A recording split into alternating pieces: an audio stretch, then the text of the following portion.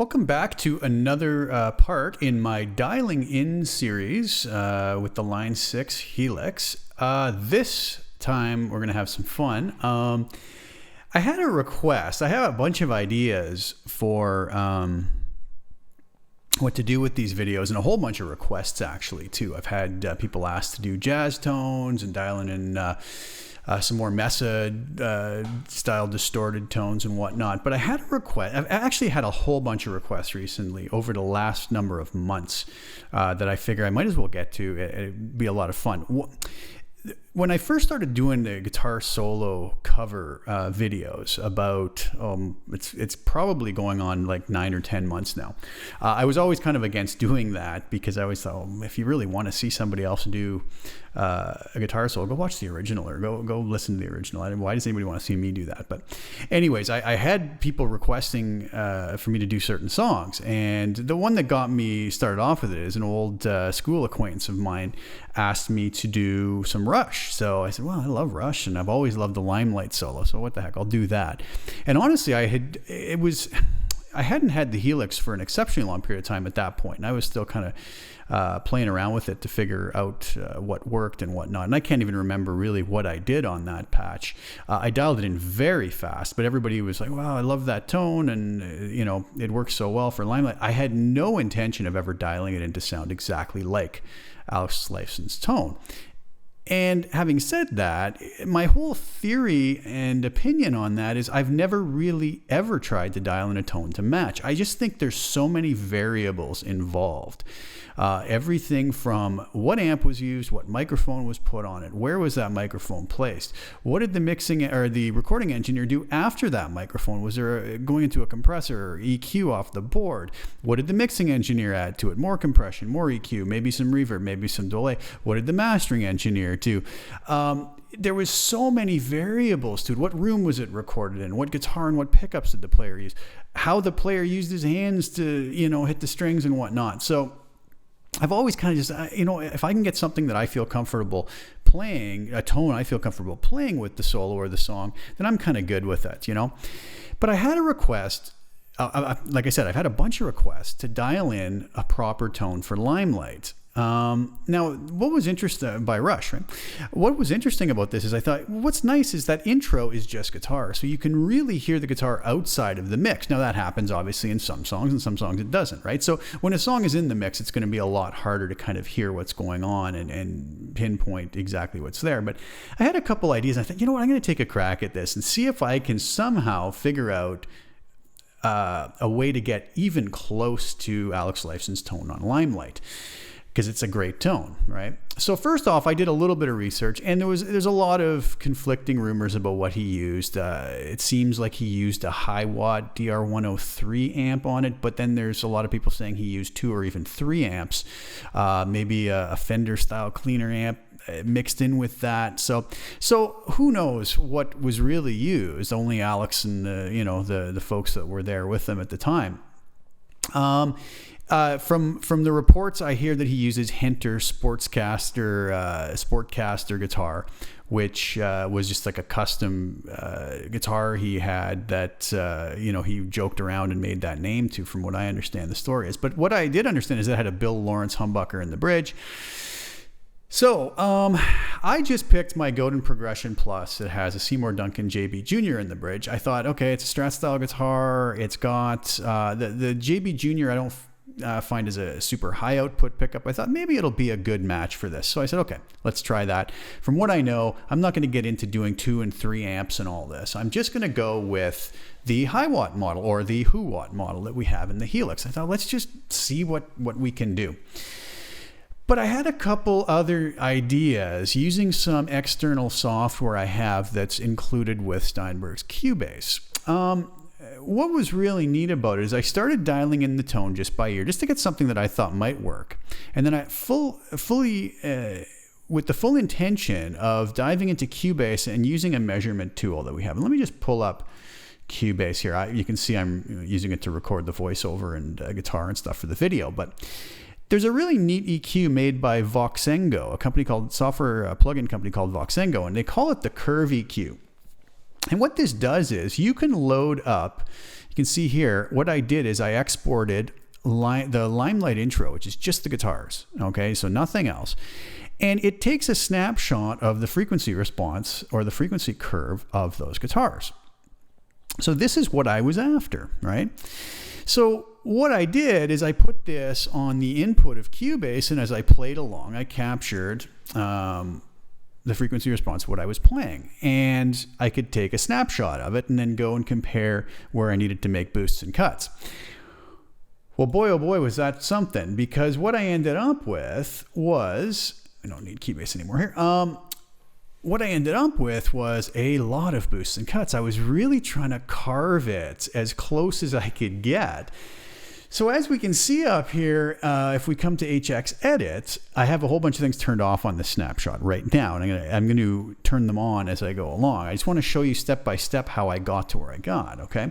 I ended up with 5 parametric EQs to carve things in and out. Maybe there was an easier way to do this, I don't know, but the way I was going about it is as I would get one dialed in, I'd go, okay, what's still needed? I didn't want to mess with that anymore, so I added another one.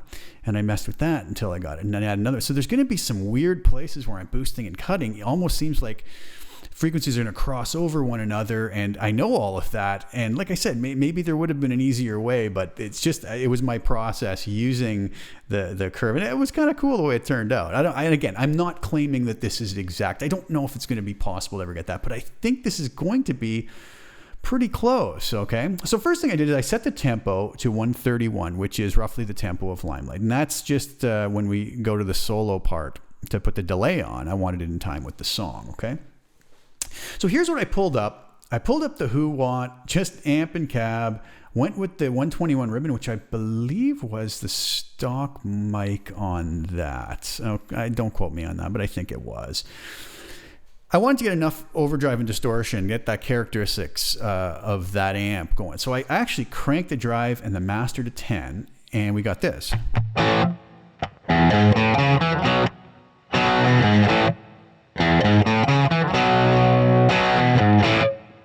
Now, obviously, very woolly and muddy sounding. There's no clarity. There's no crispness that's in the original, right? So I said, okay, I have my split block here. I'm not going to mess with that quite yet. Okay, those are turned off. So all you're hearing right now is this amp going through the verb and my normal little compressor patch at the end. That's fine. Okay. I did notice it didn't really have enough distortion, though.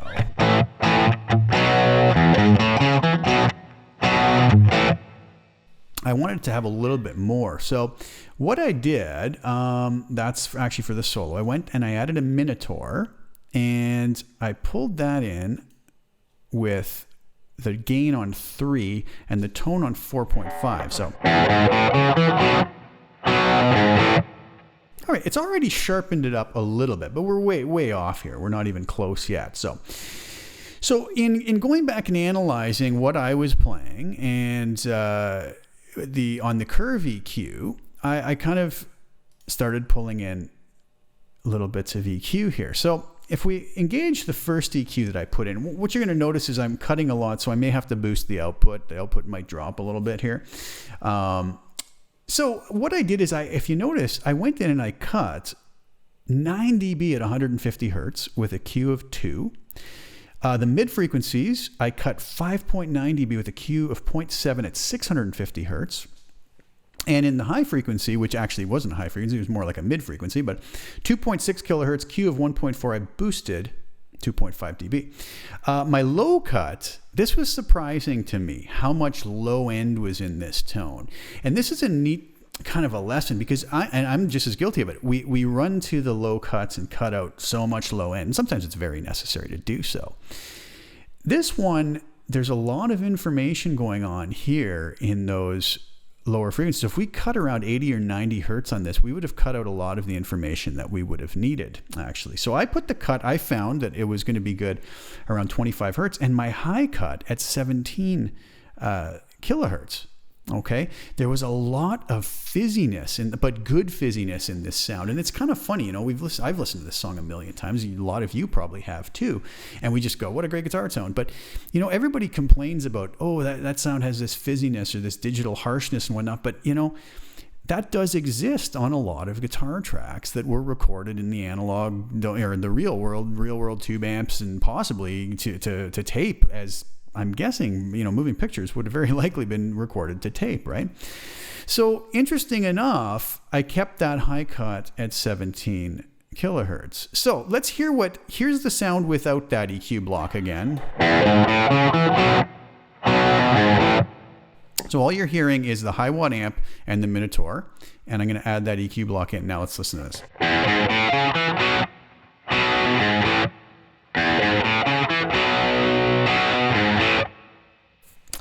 Already better, but now you can kind of hear the low end is kind of not as full as the original. So I had another EQ, and I did some more exploring with the Vox Angle Curve, and let me just pop this one in. Oh, I'm sorry. Maybe that's the wrong one. This is the one I'm looking for. So I wanted to get some of this low bottom back in. So at 240 hertz, Q of 3.1, pretty narrow, I boosted 3 dB. I was noticing the mids, though, were kind of muddy. So at 350 hertz with a Q of 2, I pulled out 4.6 dB. And this is really interesting now. The high frequency, 7 kilohertz with a Q of 1.5, I dropped at 12 dB.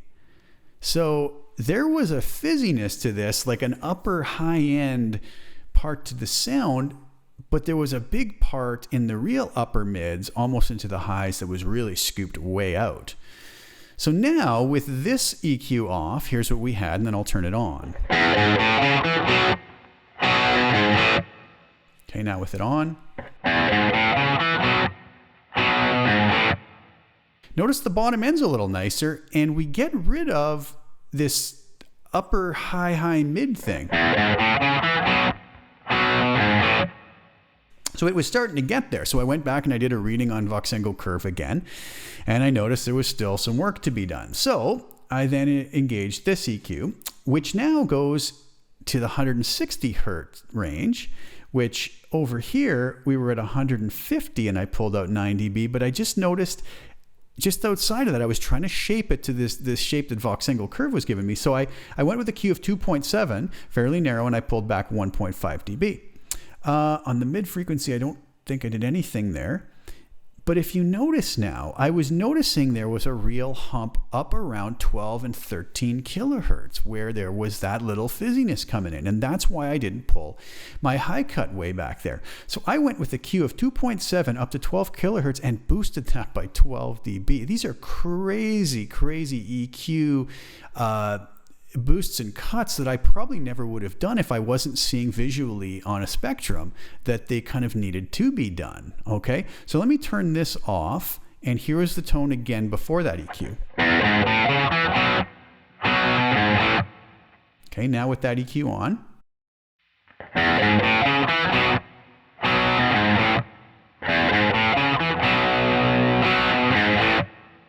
Starting to come together, and even though we have these crazy boosts and cuts, it's actually working. Okay, so I went back and I read over that again, and I noticed that, okay, we're getting closer. It was getting closer every time, but we still needed more. So I engaged this parametric EQ, where at 110 hertz with a very narrow Q of 8.0, I pulled back 1 dB just to clean up the low end a bit. At 6 kilohertz with a Q of 1.3, I pulled out even more of those really high mids and heading into the high frequencies by pulling 3 dB out there. I came back up to 12.4 kilohertz with a Q of 2.4, and I boosted even more, up another 5 dB. This is getting crazy. I would never have thought of doing this, right? So let's listen without that EQ.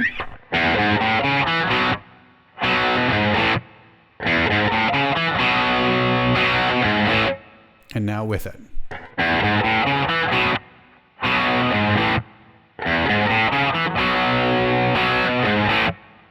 So you hear that little fizziness going in, but that's in the original recording. That's the crazy part about it. So it still wasn't quite perfect. So I went to another EQ, and with this one, I went in again to that bottom end and was shaping some more. 120 hertz, a narrow Q of 5.5, pulled that back 1.5 dB.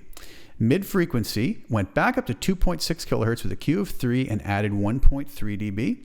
And then went up to 8 kilohertz, again into that upper range, Q of 3.5 and pulled out a further 2 dB. Now, with all of that, things were getting really close. So without that final EQ,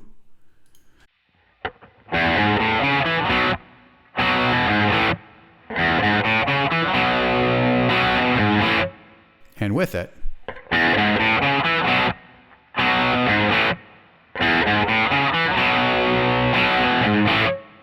okay, so we were getting really close. But there is one more thing I did with the split crossover. I was still noticing there was a little hump up at like 12 to 13 kilohertz that I wasn't quite there yet. And we think, man, why would I add more of that in? But that's what it was showing me on the frequency spectrum. So I figured, and I was also using my ears to kind of go, something's not quite right yet, right? So I went into my split crossover up here, but look at this. This is crazy. I've never used it like this before, but I basically was using this now as a high shelf to boost everything above 12.5 kilohertz in that range where I needed that. So I did nothing to the frequencies below it, so I could turn that on, but the one above it, I boosted 2.5 kilohertz. So basically we've got a shelf now at 12.5 kilohertz. It's going to boost everything above that, but then I set my high cut roll off to roll everything off above 17,000, and that seemed to do the trick with it, okay? So finally, this is what the tone ended up sounding like.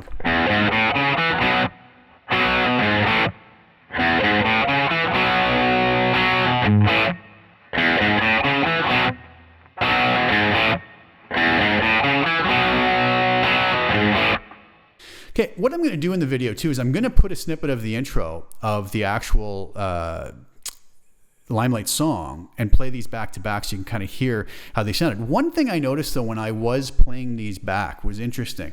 I was noticing that there was kind of a fullness to the sound of the original Limelight that I wasn't getting, but the tone it seemed to be there. Again, this is not exact, but please don't think that I'm professing I've nailed the tone here, but I think it's pretty close.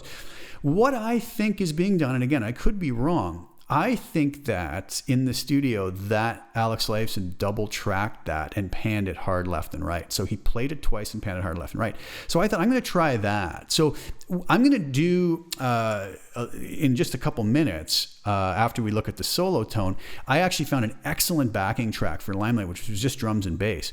And so I recorded with my tones doing just that. I recorded 2 times, panned it left and right, and did a little quick mix. When you hear that mix, I didn't touch anything in the mix after. You are hearing what this patch sounds like. I didn't pull in any EQ. I didn't add any compression, nothing. This is the patch with this guitar and the JB Junior pickup in the bridge, okay? And the guitar volume on 10. So you'll get to hear what it sounds like in the mix. What I noticed is when I recorded both tracks, or played it both 2 times and then panned it left and right, wow, it was like, man, this is really, really close now. Is it exact? No. And I know I'm going to get some comment from somebody saying, oh, you could have just done this, whatever. Okay. This is not a simple thing. Like I said, there's so many variables. And this was actually a bit of work, but it was a lot of fun. And I had so many people ask for this, and I thought, well, let's try it. Let's see it. And I'll figure I'll do a video showing the process of how I got it, but it was tricky. So anyways, what I ended up with for the rhythm patch then is this final tone.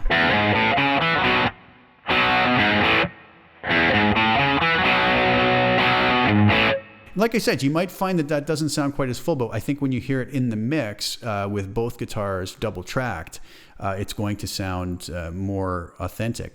And again, if you crank this sound up to a higher volume, and actually what I think I had this up to, let me see here. I think I boosted the output up to 13 because of all those cuts, but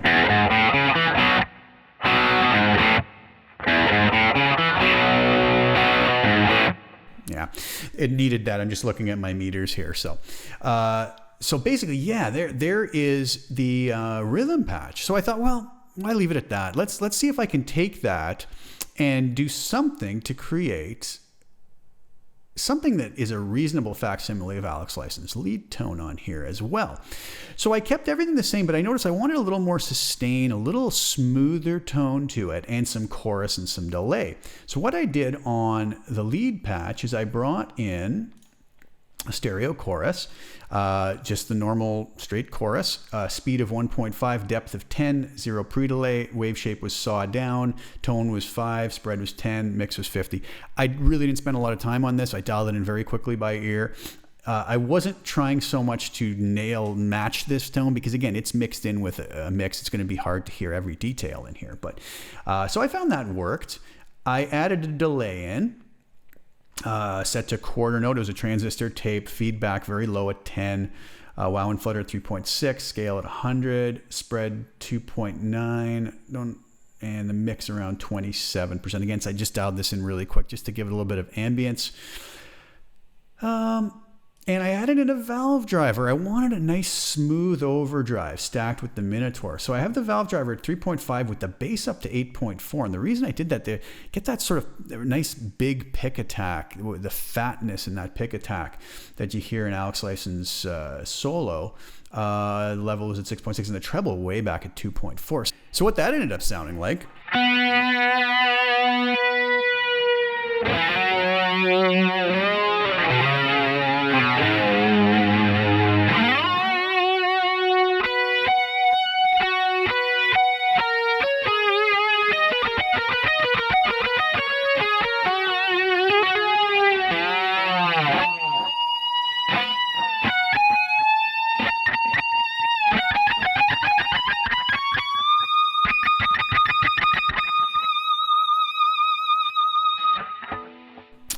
Out of the mix, almost, I don't know, it works really nice. Maybe a touch thin, but when I played it in with the mix, it really kind of had a nice sound to it. So, all right, so that's how I got there. One thing I didn't mention is I had the new Ganymede reverb on. I set the decay around 2.5, pre-delay of 5, tone around 5, modulation at 7, mix at 30.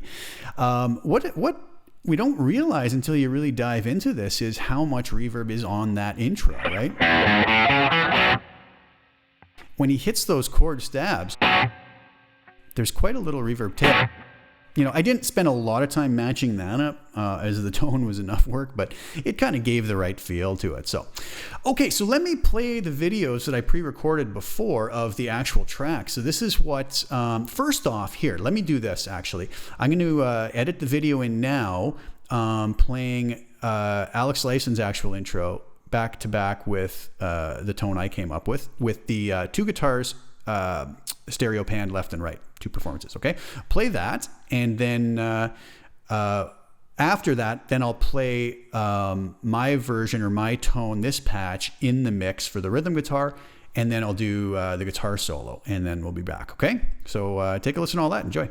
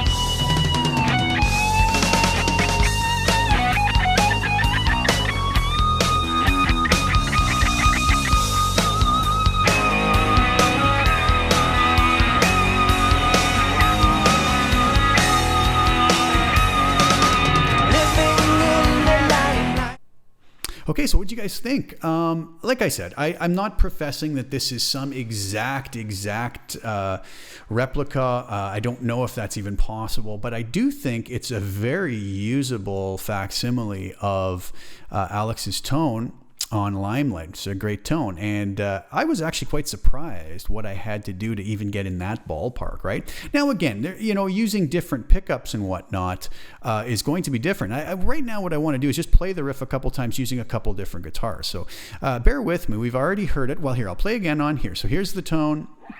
Godin percussion plus guitar. Seymour Duncan JB Jr. pickup.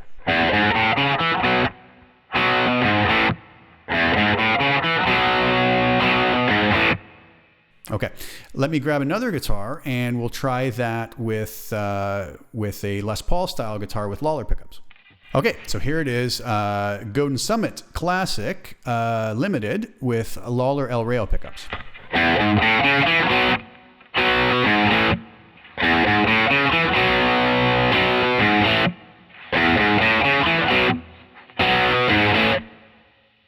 Okay, let's try with another guitar, see what happens. All right, let's see how this would sound with some buzzy, noisy P90s. Here we go.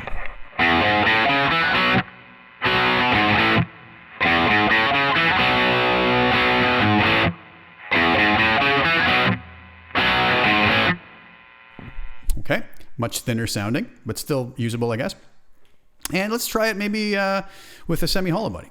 Okay, here I am back with the Godin Montreal Premier Supreme. This one has Duncan pickups, and I can't remember exactly which one's on.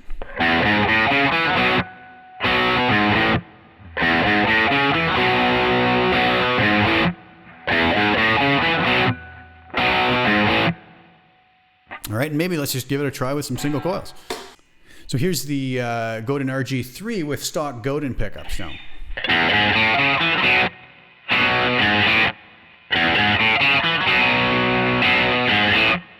Kind of hear the high end on that's a little bit brittle and harsh now with this guitar. So certain guitars obviously may not work with this tone, but I think it's probably going to work all right with the normal humbucker of various sorts. It seems to be okay and works quite nicely. So hope you guys enjoyed that. That was kind of interesting. I thought it might be kind of fun to try that. I probably won't do this again, to be totally honest with you, like sort of picking a tone and trying to nail it. It's quite a bit of work.